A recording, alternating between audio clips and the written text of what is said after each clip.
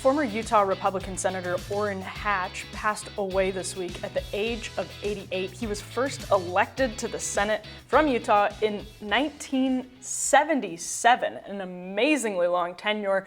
Now, William Doyle is the author of Titan of the Senate, Orrin Hatch, and the Once and Future Golden Age of Bipartisanship. We're lucky enough to have him joining us on the program today. Welcome, William. Hello, thank you. It's very nice to be with you. You know, the title of your book actually raises one of the important angles that the sort of tenure of Orrin Hatch can tell us about. Washington changed a lot over the course of his time in the Senate, and focusing in on that particular question of bipartisanship might be instructive here. So I know this is literally the topic of your book, but in the time we have, you know, what can we learn about how Washington used to function from the career of Orrin Hatch? Well, I think it can function like this again if the American people start to reward more bipartisanship when it's appropriate. And the career of Orrin Hatch is an excellent example of this. He was the longest serving Republican senator in American history.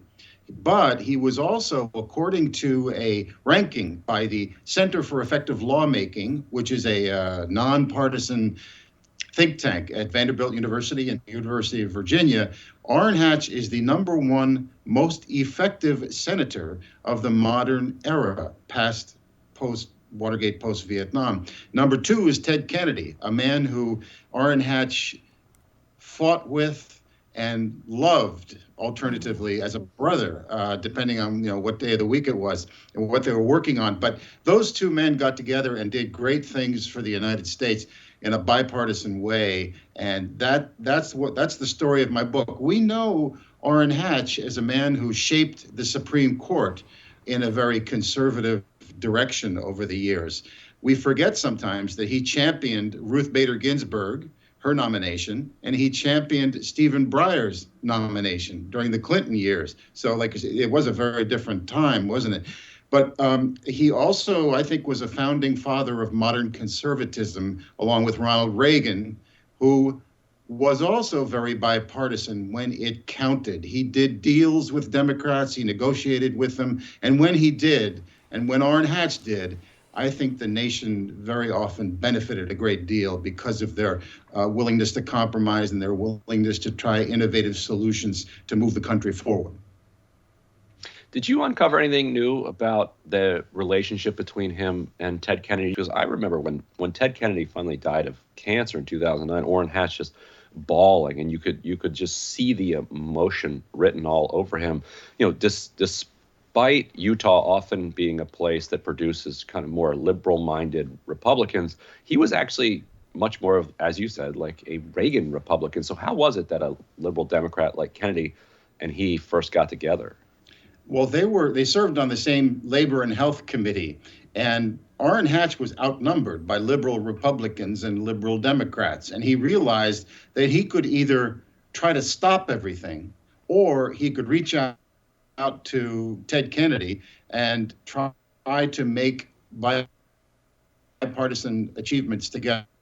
What he did. My theory is that when Republicans and Democrats clash and argue and fight, and sometimes holler at each other, as Kennedy and Hatch did, the result can be a very creative solution. For example, Kennedy and Hatch put together the Children's Health Insurance Program, which helps tens of millions of lower income families today.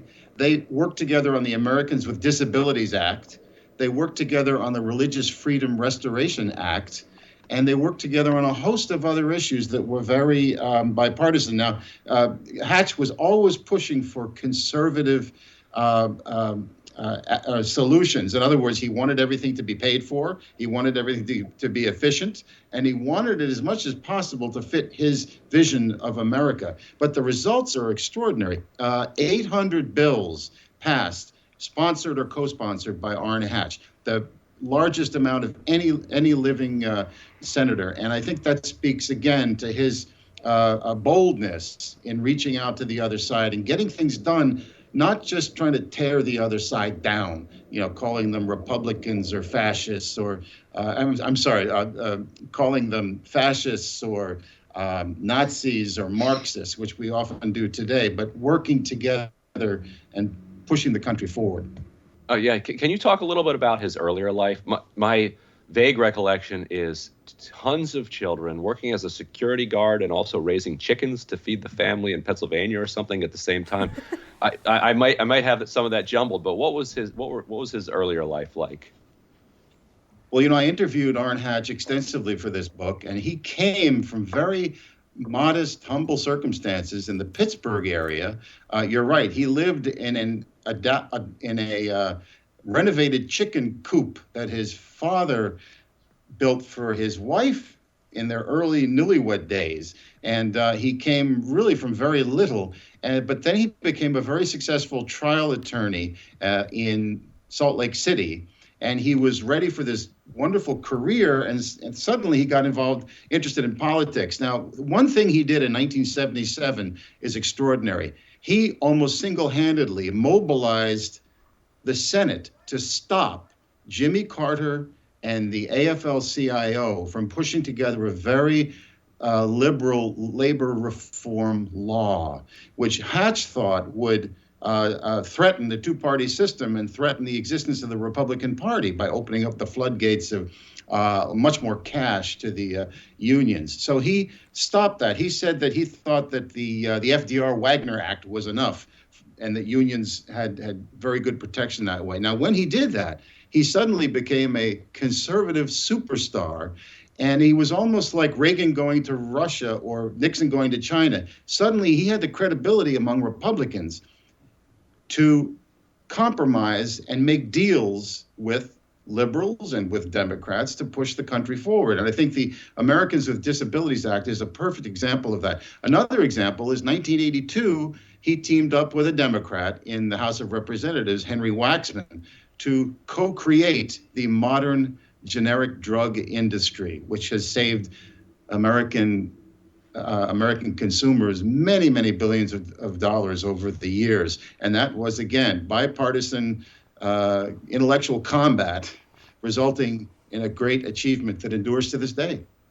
He did have a somewhat mixed record in terms of conservatism and big business. He was the top recipient of lobbyist money the year before he stepped down. He had a very close relationship with K Street. But then again, he voted against the Export-Import Bank. He voted to kill the ethanol subsidy. And he was sort of mixed on these things, supported the indefensible sugar subsidy, as Tim Carney wrote in the Washington Examiner.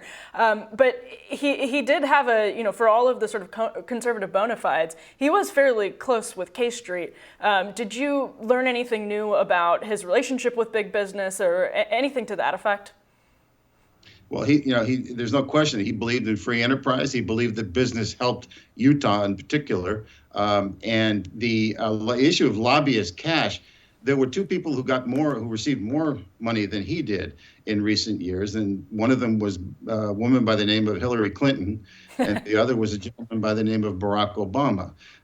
Now, that's the system that he was playing in, and you can criticize. I think you can find things, if you're a liberal or a conservative, you can find things to criticize or tremendously admire in Orrin Hatch's career. My book focuses in on the labor reform battle, the incredible drama behind the Americans with Disabilities Act, which Orrin Hatch saved and rescued and pushed through at the last minute. It was all due to him, and that's according to disability activists and several other moments that capture him in action where it counts. And where it counts is behind closed doors, when tough legislation is being hammered out, and great achievements result from that. And I think anybody interested in politics or the Senate can learn a lot from how he did things and how he sometimes made mistakes. He opposed the Martin Luther King holiday, which he regretted tremendously in later years. He sometimes said things that, where he would make an intemperate remark in the heat of the moment, and he usually apologized rather deeply for that. So he was pretty honest in those ways. But in the end, he was a very Christian, a very compassionate, and a very interesting man with a tremendous work ethic. 42 years in the Senate. I'm not sure how anybody can do that. Right. No, I'm with you on that one. William Doyle, thank you so much for joining us today. The book is out in September, right? Yeah, that's right. September of this year, although you can certainly pre-order it, and it's available on Amazon and all the usual places, and it will come out officially in September. That's right. Sounds good. Well, next up, we're going to discuss how the fossil fuel industry is fueling the coffers of federal lawmakers with David Sirota, founder and editor-in-chief of The Lever. Stay tuned for that.